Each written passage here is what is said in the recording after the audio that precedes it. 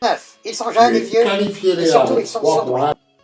Dans l'Académie des surdoués, il faut savoir répondre à des questions qui font appel à l'intelligence. Crustacés décapodes qui portent une paire de grosses pinces et dont il existe de nombreuses espèces marines pour la plupart.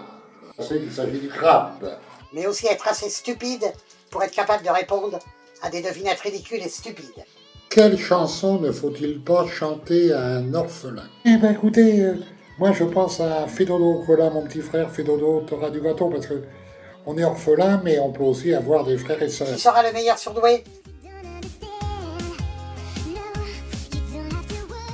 Et bienvenue dans l'Académie des surdoués. Kawasaki, pas besoin de lever la main, Kawasaki.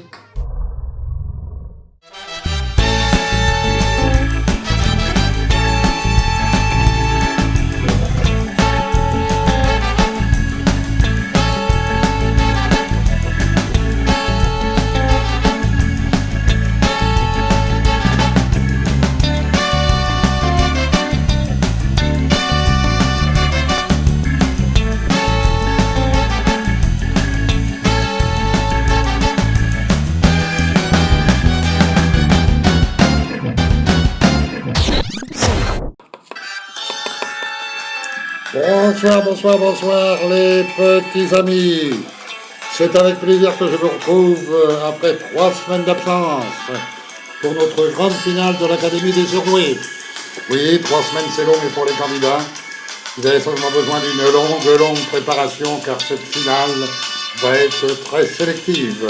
Oui, une petite précision, le candidat qui va gagner ce soir devra après se soumettre à des questions complètement stupides. Il doit être assez intelligent pour répondre à des questions stupides et des questions qui font appel à d'immenses connaissances.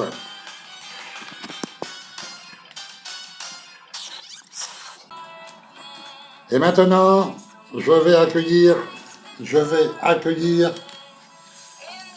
les candidats finalistes. J'appelle d'abord Mario.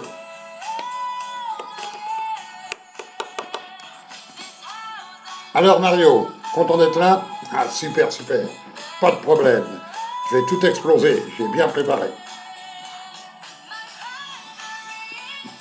Maintenant, j'appelle Léa. Alors Léa, vous êtes la seule fille qui reste dans le groupe des finalistes, pas trop stressée? Oh si, oh là là, beaucoup de stress, mais une très bonne préparation, ça devrait m'aider. Maintenant, Pascal. Alors, Pascal, content d'être là?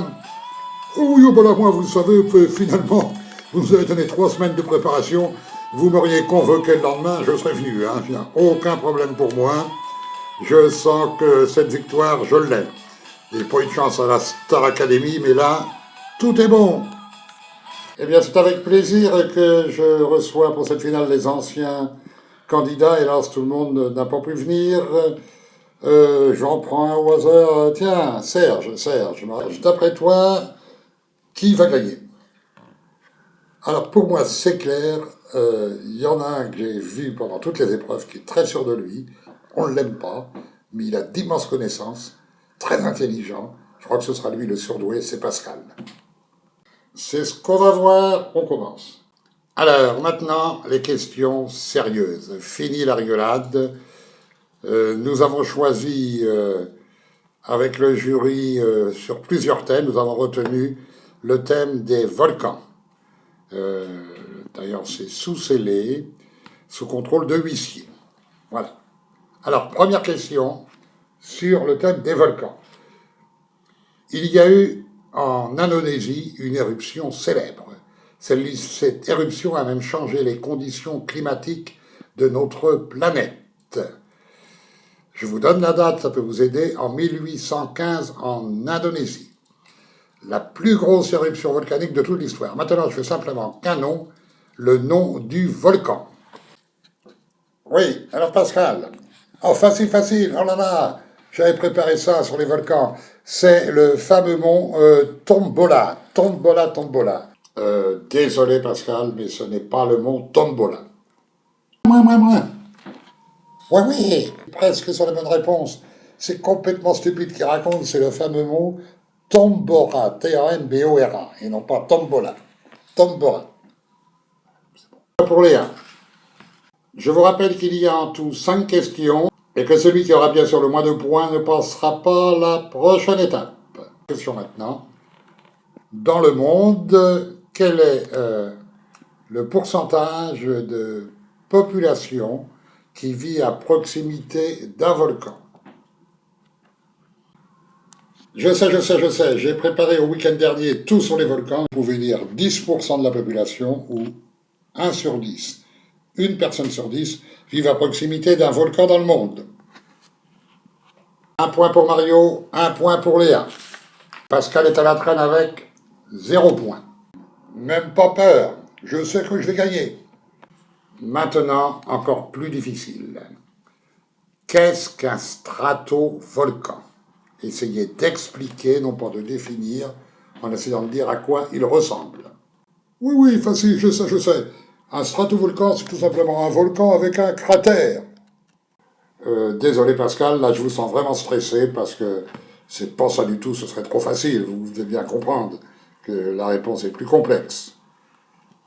Moi, je sais. Le vulcanologue, il m'a souvent parlé des stratovolcans, comme le mont Fuji au Japon.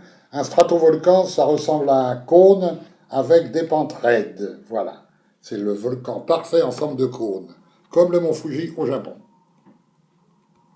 2 points pour Léa, 1 point pour Mario. Il reste 2 questions. Maintenant, toujours sur les volcans, à propos de la lave. Suite à une éruption et des coulées de lave qui vont après rester sur les sols que la lave a occupés, est-ce que la lave peut avoir une utilité pour les populations vivant à proximité d'un volcan? Voilà, c'est une question facile, parce que dans le primaire, ça me rappelle mon vieil instituteur qui nous disait que là où il y a de la lave, le sol est très fertile, et c'est très bon pour les cultures. Réponse. Il reste une question. Bon, alors une question assez basique. Il faut répondre par oui ou non. Trouve-t-on des volcans sous la mer? Pascal? Écoutez, non, il n'y a pas de volcan. Il y a des montagnes sous la mer, il y a des fosses, mais il n'y a pas de volcan. Et vous, Léa, vous pensez que c'est quoi? Ah bah bien sûr, c'est évident.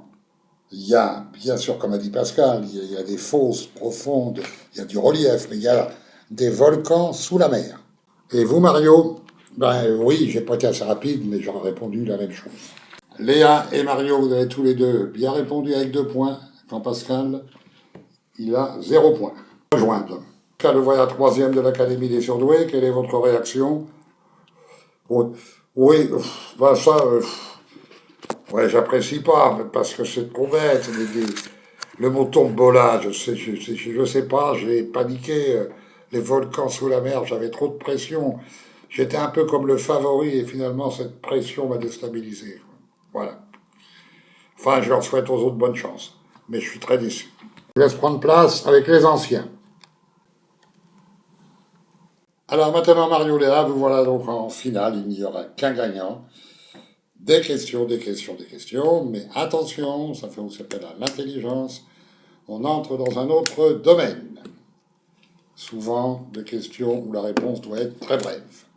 Oui, je vous préviens là, c'est des questions un peu stupides, mais il faut être intelligent pour répondre à des questions stupides. Première question, stupide. Pourquoi certaines personnes jettent-elles leur ordinateur à la mer? En premier, Léa. Oui, ben, je crois que les personnes jettent leur ordinateur à la mer, ce n'est pas très correct au niveau de la pollution, c'est pour s'en débarrasser, comme il y en a qui jettent des déchets à la mer. C'est une mauvaise réponse. Mario, est-ce que vous avez la bonne réponse? Oui, hyper facile, c'est une question stupide. Donc, intelligemment, je dis, comme c'est stupide, la réponse est stupide. C'est bien sûr pour surfer sur le net. Surfer sur le net. Ha ha ha. Deuxième question. Que disent deux bonhommes de neige qui se rencontrent? La réponse, elle veut prendre la parole. Moi. Alors Mario, ils se rencontrent deux bonhommes de neige. Ouais, ils peuvent dire alors, t'as pas froid, toi? T'as pas froid? Léa, cette fois-ci, je vais pas me faire attraper, ça sent la stupidité. Je rigolais quand j'ai entendu la question, j'avais déjà la réponse en tête. Ils vont se dire, tu ne trouves pas que ça sent la carotte aujourd'hui? Bonne réponse, vous avez tous les deux un point. Maintenant, on avance, on avance, on avance. Une question, je crois que c'est la plus stupide que le jury a proposée à la direction de l'émission, c'est qui mange des carottes et vit dans l'eau?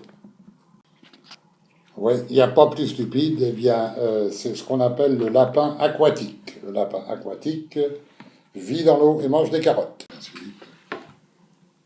Réponse, bonne réponse. Alors, encore une petite question encore plus stupide. Ils sont debout quand je suis couché et couchés quand je suis debout. Qui sont-ils? Alors, Mario, ouais, je l'ai celle-là. Je l'ai, c'est tout bête. Pas facile, mais si on réfléchit bien, ce sont mes pieds. Mes pieds, quand je suis couché, ils sont debout. Et quand je suis debout, eh bien, ils sont couchés. Eh bien, maintenant, vous voilà à égalité. Il n'y a qu'une question pour vous départager. Venez en bas, s'il vous plaît. Question, je vous pose une question. Vous allez chacun me donner une réponse. Quels sont les deux animaux les plus intelligents?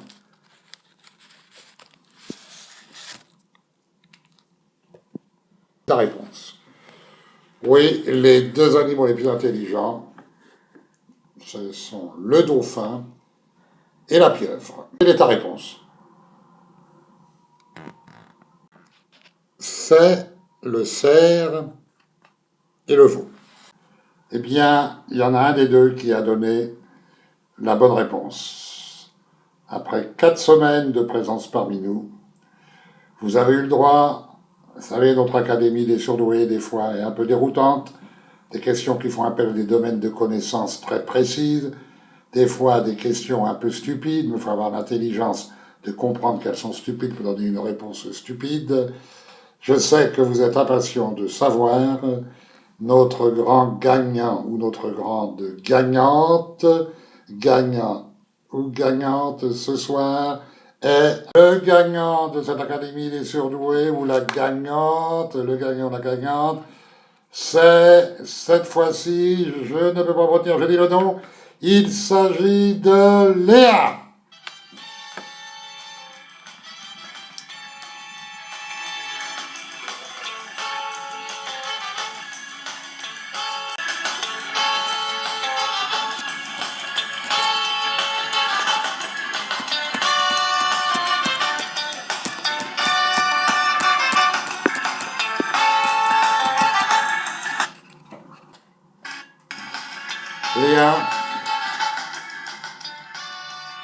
Léa, vous êtes notre grande gagnante et vous savez que vous avez donc gagné ce fameux stage à la NASA avec les plus grands scientifiques du monde. Ah, une question, Léa. La réponse était bonne, le cerveau. Mais quelle idée vous avez eue de répondre le cerveau? Ah, l'autre réponse. Pour cette sélection finale, on était dans les questions stupides. Donc la réponse devait être stupide.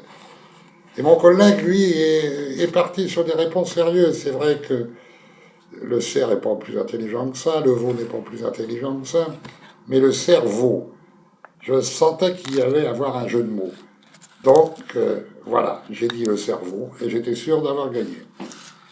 Alors, en tout cas, c'est un chouette cadeau de Noël, et je vous rappelle qu'on est le 24 décembre. Donc, je vous souhaite à toutes et à tous, à votre famille, vos enfants, vos grands-parents, vos voisins, un joyeux Noël.